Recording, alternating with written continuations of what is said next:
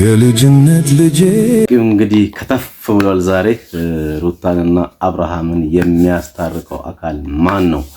ሩታንና አብርሃምን ሊያስታርቅ የሚችል አንድ አካል ከተፍ ብሏል። እንግዲህ ያንም አካል ማን ነው ይዘት የመጣው የሚለው ነገር እንግዲህ ሩታና ኤፍሬም አብርሃምና ሩታን ሊያስታርቅ የሚችለውን አካል ይዘውት መጥተዋል። ከተፍ ብለዋል። እንግዲህ አብርሃም እንግዲህ ዛሬ ለጤንነቴ መጓደል ምክንያት የሆኑ ሰዎችን ተራ በተራ ጠርቼ አነጋግራለሁ በሚል ዛሬ በሩታ ጀምሯል። ነገ ደግሞ በሄርሜላ ሌሎችንም ሊጠይቅ የሚችልበት አጋጣሚ እንዳለ እየተናገረ ያለበት ሁኔታ አይተናል፣ ሰምተናል።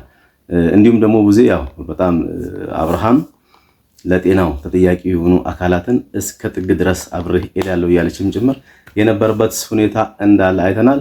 ሰላም ጤና ይስጥልን ውድ ቤተሰቦቻችን፣ ለቤቱ አዲስ የሆናችሁ ቤቱን ሰብስክራይብ በማድረግ አዳዲስ ቪዲዮዎች በየቀኑ እንዲደርሷችሁ ታደርጉ ዘንድ እጠይቃለሁኝ። ሌሎች እንዲደርስ ደግሞ ላይክ፣ ሼር በማድረግ እንድትጀምሩት እጠይቃለሁኝ። በውጭም በሀገርም ውስጥ ያላችሁ ሰላማችሁ ብዝት ይበል ብዬ እንግዲህ የዛሬ ቪዲዮአችንን ስንጀምር አብርሃምና እህቱ ቡዜ ፕሮግራም ይዘው ከሚፈልጓቸው አካላት ጋር ለመገናኘት ዛሬ በቀጠሯቸው መሰረት በተቀጣጠሩበት ቦታ ላይ ተገናኝተዋል።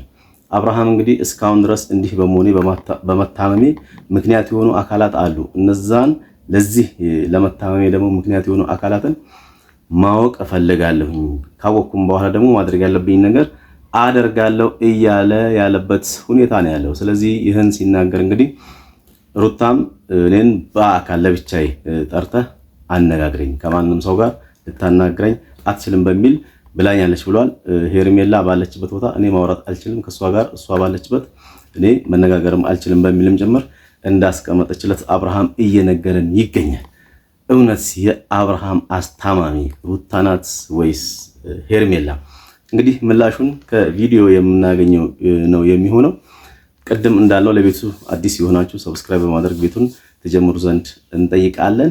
እስከ መጨረሻው እንግዲህ ተከታትለን ለአብርሃም መታመም ምክንያት የሆኑ አካላት እነማን ናቸው የሚለውን ነገር እንግዲህ በደንብ አድርገን እናቀርባለን።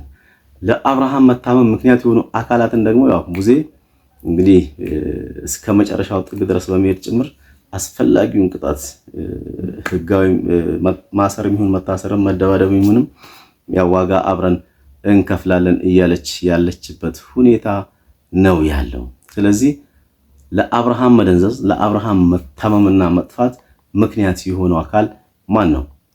ይህ ለእናንተ የቀረበ ጥያቄ ነው። እናንተም ሐሳብ አስተያየታችሁን እንግዲህ ኮሜንት ላይ ታስቀምጡ ዘንድ እጠይቃለሁኝ።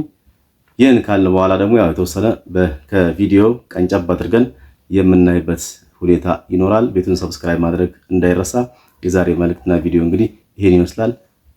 አመሰግናለሁ። በሀገርም ውስጥ ያላችሁ ሰላማችሁ ብዝት ይበልልኝ ብዬ በዚህ አበቃለሁኝ።